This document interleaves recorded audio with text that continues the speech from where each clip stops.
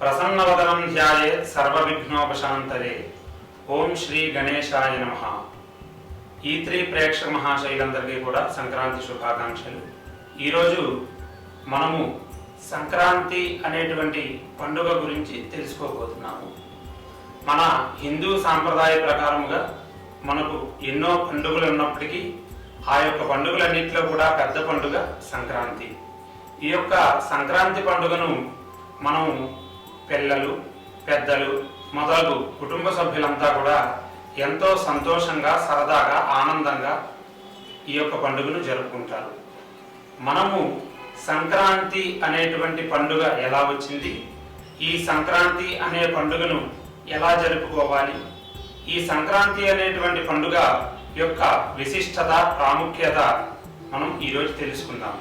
అలాగే సంక్రాంతి పండుగ రోజు మనం ఏ కార్యక్రమాలు ఆచరించుకోవాలి అనేది కూడా మనము ఈరోజు తెలుసుకుందాం. ఈ యొక్క సంక్రాంతి పండుగ మనకి 3 రోజులు ఉంటుంది. ఈ యొక్క సంక్రాంతి రోజున మనకు ప్రాముఖ్యత ఏమిటంటే, ఈ సంక్రాంతిని మకర సంక్రాంతి అని పిలుస్తుంటారు. మనకు సూర్యుడు ప్రతి రాశిలో కూడా నెల రోజులు ఆయన ప్రవేశిస్తూ ఉంటారు. 12 రాశుల్లోనూ కలిపి సూర్యుడు ప్రవేశించేటువంటి రోజును మకర సంక్రాంతి అని పిలుస్తారు. సూర్యుడు ధనుర్రాశి నుంచి మకర రాశిలోకి ప్రవేశించేటువంటి రోజే మకర సంక్రాంతి. ఈ యొక్క రోజునే భీష్మ పితామహుడు తుది శ్వాస విడిచిపెట్టినటువంటి రోజు. ఈ యొక్క మకర సంక్రాంతి రోజున మనం సూర్యుడిని ఆరాధించడం మూలమున మనకు ఉండేటువంటి దోషములన్నీ కూడా తొలగిపోవును.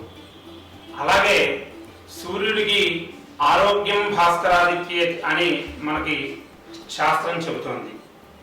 అలాగే మనకి సూర్యుడికి ఈ రోజు నమస్కరించినట్లయితే మనమంతా కూడా సూర్యుడు మనకి ఆరోగ్యాన్ని ప్రసాదిస్తాడు. అలాగే ఈరోజు మనము ఉదయాన్నే లేచి సూర్య భగవానుడికి నమస్కరించుకున్నట్లయితే మనకి ఆరోగ్యము చక్కగా ప్రాప్తమవుతుంది. ఈరోజు మనము దేవాలయాల్లోకి వెళ్ళి సూర్య భగవానుడికి నమస్కారం చేసుకున్నట్లయితే ఇంకా విశేషమైనటువంటి ఫలితం లభిస్తుంది. ఈరోజు సూర్య నమస్కారములు, నవగ్రహ జపములు కానీ, నవగ్రహ దానములు కానీ, ఇలాంటివి ఏ పుణ్యకార్యములు చేసినట్లయినా సరే మనకి విశేషమైనటువంటి ఫలితం ప్రాప్తమవుతుంది. ఈ యొక్క సంక్రాంతి రోజునే మనకి ఉత్తరాయణం కూడా ప్రవేశించడం జరుగుతుంది. ఈ యొక్క సంక్రాంతి రోజున మనం ఏదైనా మంచి పనులు ఏవైనా సరే చక్కగా ప్రారంభించుకోవచ్చు. అలాగే మనకి ఈ యొక్క సంక్రాంతి పండుగ అనేటువంటి పండుగ రోజులను 3 రోజులుగా జరుపుకుంటాము. ఆ యొక్క 3 రోజులలో మొదటి రోజుగా భోగిని పిలుచుకుంటాము. మొదటి రోజు భోగి పండుగ.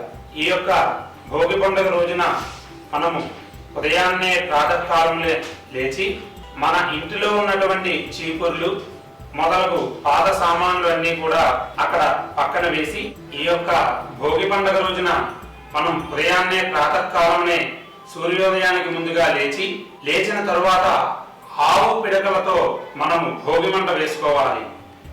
ఆ యొక్క భోగి మంటలలో మన ఇంట్లో ఉండబడేటువంటి పాత సామాన్లు అన్నీ కూడా అక్కడ ఉంచి ఆ యొక్క భోగి మంట వేసుకోవాలి. వేసుకున్న తర్వాత భోగి మంటల అనంతరము మనము శుభ్రంగా స్నానం చేసి కొత్త బట్టలు వేసుకోవాలి. వేసుకుని మన యొక్క తల్లిదండ్రులకి, పెద్దవారికి అందరికీ కూడా నమస్కరించుకుని ఆ రోజు దేవాలయానికి వెళ్ళి దైవ దర్శనం చేసుకోవడం వలన మనకి చక్కటి భగవంతుడి యొక్క అనుగ్రహము, ఆరోగ్యము అన్నీ కూడా ప్రాప్తమవుతాయి. ఈ యొక్క భోగి మంటలు ఎందుకు వేసుకుంటారంటే, ఈ యొక్క భోగి మంటల్లో వేసేటువంటి ఆవు పిడకలు క్రిమి సంహారకాలన్నింటినీ కూడా నశింపజేసి, అలాగే మన ఇంట్లో ఉండేటువంటి పాత వస్తువులు ఏవైతే వేస్తామో ఆ వస్తువులన్నీ కూడా ఎప్పుడైతే దాంట్లో దగ్ధమవుతాయో మన ఇంట్లో సస్యశ్యామలంగా అంతా కూడా శుభ్రంగా ఉండి మనకి మంచి ఆరోగ్యము, లక్ష్మీ కటాక్షము కూడా లభిస్తుంది. భోగి రోజున మనము పిల్లలకు రేగిపళ్ళు, శనగపప్పు, చిల్లర నాణెములు మొదలగు వస్తువులన్నీ కూడా మనం వారికి దిష్టి తీసి వారి ఎందుకు పోయాలి. రేగిపండు సూర్యునికి ప్రతీక. ఈ యొక్క రేగిపళ్ళు పోసిన తర్వాత మనం బంధుమిత్రు సమేతంగా ఇరుగు పొరుగు వారిని పిలిచి వారికి తాంబూలములు ఇచ్చుకుని వారి యొక్క ఆశీర్వచనాన్ని కూడా మన యొక్క పిల్లలకు తెలియజేయమని చెప్పి ప్రార్థించాలి.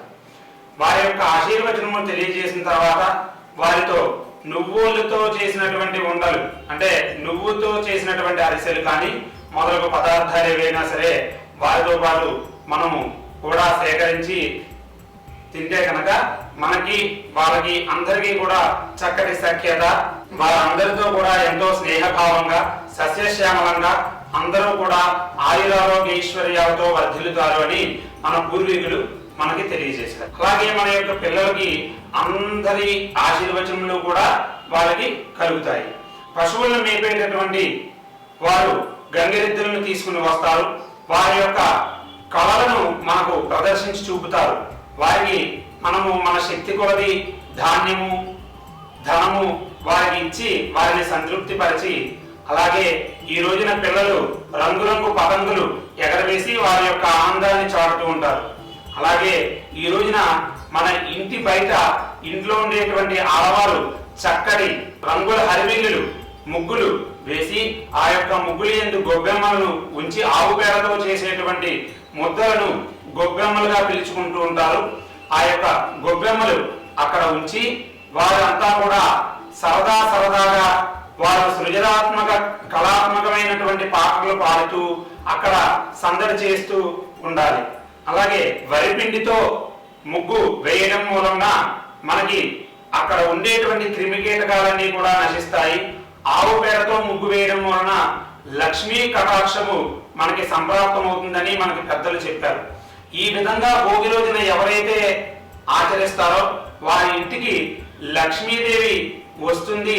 వాళ్ళ ఇంట్లో ధన కనక వస్తు వాహనాలకి ఎటువంటి లోటు కూడా లేకుండా సుభిక్షంగా ఉంటారు అని మన యొక్క పూర్వీకులు ఈ యొక్క పండుగ యొక్క విధానాన్ని మనకి తెలియజేయడం జరిగింది. బియ్యం పిండితో ముగ్గు వేయడం మూలన అది మనం ముగ్గు వేసినటువంటి ప్రాంగణంలో ఉన్నటువంటి చీమలకు చిన్న చిన్న క్రిమికీటకాలన్నిటికీ కూడా ఆహారంగా చేరి వాటికి కూడా సంతృప్తినిస్తుంది. అలాగే మనము అవతల వారికి ఏదైతే ఇస్తామో అదే మనకి భగవంతుడు ఇస్తారు అనేది కూడా మనకి శాస్త్రం చెబుతుంది. ఇకపోతే రెండవ రోజు సంక్రాంతి పండుగ. సంక్రాంతి పండుగ యొక్క విశిష్టత, ఈ యొక్క సంక్రాంతి పండుగ పెద్దల పండుగ, అలాగే పిల్లల పండుగ. అలాగే మనం ముఖ్యంగా చెప్పుకుంటే సంక్రాంతి పండుగకు ప్రతి ఒక్కరు కూడా వారి యొక్క అల్లుళ్లను కూతుళ్లను వీరందరినీ కూడా పిలుచుకుని పెద్ద ఎత్తున జరుపుకునేటువంటి పండుగ. ఈ యొక్క పండుగ రోజు ఉదయాన్నే లేచి తలస్నానం ఆచరించుకుని ఆ రోజు కొత్త బట్టలు ధరించుకుని పెద్దలకు నమస్కారం చేసుకుని గుమ్మానికి రంగురంగు తోరణాలతో మామిడి కొమ్మలతో అలంకరించుకుని గడపకు పసుపు రాసి బొట్లు పెట్టి అక్కడ చిన్న దీపము వెలిగించి ద్వారానికి నమస్కారం చేసుకుని ఆ రోజు సూర్య భగవానుడికి నమస్కారం చేసుకుని ఆయనకు చక్ర పొంగలి గారెలు వండి నైవేద్యం పెట్టినట్లయితే సూర్యుడి యొక్క దోషాలన్నీ కూడా తొలగి వారికి ఆ యొక్క సూర్య భగవానుడి యొక్క అనుగ్రహం సంప్రాప్తమవుతుంది. ఎందుకంటే మనకి సంక్రాంతి రోజున రైతులకు అలాగే ఎవరైతే వ్యవసాయం చేస్తారో వారందరికీ కూడా మొట్టమొదటి పంట అందుతుంది. ఈ యొక్క పంట రోజున పంట అందిన వేళ విశేషముగా మొదటి పంట మనము చక్ర పొంగలి గారెలు ఇలాంటివి మనం చేసి పెట్టినట్లయితే ఆ యొక్క పొంగలి అనేది అంటే పొంగిన దాన్ని పొంగలి అంటారు.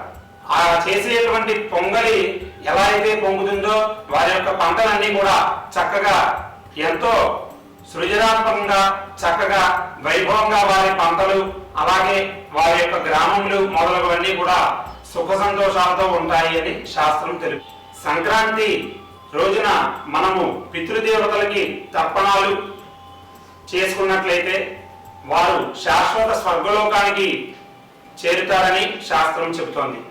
అలాగే సంక్రాంతి రోజున మనము ఏదైతే పితృదేవతల్ని ప్రార్థించుకున్నా సరే అది మనకి చాలా విశేషమైనటువంటి ఫలితం.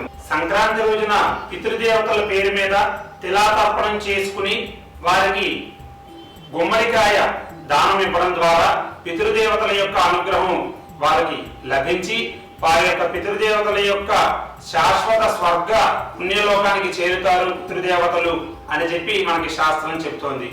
అలాగే ఈ యొక్క సంక్రాంతి రోజున ఆడవారు గొబ్బెమ్మలను ఉంచి ఈ యొక్క సంక్రాంతి రోజున మన ఇంట్లో ఉండేటువంటి ఎవరైతే పిల్లలు ఉంటారో స్త్రీలు ఆడపిల్లలు ఇంటి ముందు గొబ్బెమ్మలు ఉంచి ఆనందంగా అక్కడ గడుపుతారు. ఈ రోజు పరమేశ్వరుడికి ఆవు నెయ్యితో అభిషేకం చేయడం ద్వారా చాలా మంచిది. ఇక మూడవ పండగ కనుమ. కనుమ పశువుల యొక్క పండుగ. ఈ యొక్క కనుమ రోజు పశువులకి శుభ్రంగా స్నానం చేయించి వాటికి పసుపు కుంకుమలతో బొట్లు పెట్టి అలంకరించి వాటికి పూజించుకుని వాటికి చక్కటి మధురమైనటువంటి నైవేద్యములు పొంగలి మొదలు ఏవైనటువంటి నైవేద్యములు వాటికి నైవేద్యం పెట్టినటువంటి నైవేద్యము వారి యొక్క పొలాల్లో చల్లుకుని కొంత రైతులు కూడా కొంత స్వీకరించి ఆ యొక్క నైవేద్యమును అందరికీ కూడా పంచుతారు. అలా పంచినట్లయితే వారి యొక్క పొలములు అలాగే పశువులు అన్నీ కూడా సుభిక్షంగా ఉంటాయి అని పెద్దలు తెలిపారు. అలాగే మనకి ఈ యొక్క కనుమ రోజు సాయంత్రం పూట వాటికి గుమ్మడికాయతో దిష్టి తీసి ఆ యొక్క గుమ్మడికాయ పగలగొట్టినట్లయితే వాటికి ఉన్నటువంటి దిష్టి అంతా కూడా నశించి పశువులు సస్యశ్యామలంగా ఆరోగ్యంగా సుభిక్షంగా ఉంటాయి అని మనకి పెద్దలు తెలిపారు. ఆ యొక్క గొబ్బెమ్మలకు అర్థం ఏమిటంటే గొబ్బెమ్మకు వాడేటువంటి ఆవు పేడ క్రిమి సంహారిణి. ఇది వాడటం మూలమున మనకి ప్రకృతికి ఎంతో మేలు. అలాగే మన ఇంటి దరిదాపుల్లో ఉండేటువంటి క్రిమి కీటకాలన్నీ కూడా సంహరించి మనకి ఆరోగ్యాన్ని ప్రసాదిస్తుంది. గోమయం లక్ష్మీదేవి యొక్క ప్రతీక. ఆ యొక్క గోమయాన్ని గొబ్బెమ్మగా తయారు చేసి ఆ యొక్క గొబ్బెమ్మగా ఎందుకు పెడతారంటే గొబ్బెమ్మ కృష్ణుడు భక్తురాలైనటువంటి గోపికకు ప్రతీక. మన యొక్క సంక్రాంతి 3 దినములు కూడా ఇలా జరుపుకుంటూ ఉంటారు. ఇలా జరుపుకోవాలని ఇలా ఎందుకు జరుపుకోవాలి అనేటువంటి విషయాలు మొత్తం కూడా మనం ఇప్పటి వరకు కూడా తెలుసుకున్నాం. అలాగే మనకి శాస్త్రం చెప్పుతున్నటువంటి కొన్ని విషయాలు కూడా మీకు చెప్తాను. అంతా కూడా భక్తి శ్రద్ధలతో వినండి. ఈ యొక్క రోజున మనము సూర్య భగవాన్ని ఆరాధించాలి. అలాగే పితృదేవతల్ని పూజించాలి. బంధుమిత్రులందరికీ కూడా గౌరవప్రదంగా నమస్కరించాలి. తల్లిదండ్రులకి నమస్కరించి వారి యొక్క ఆశీర్వచనములు పొందాలి.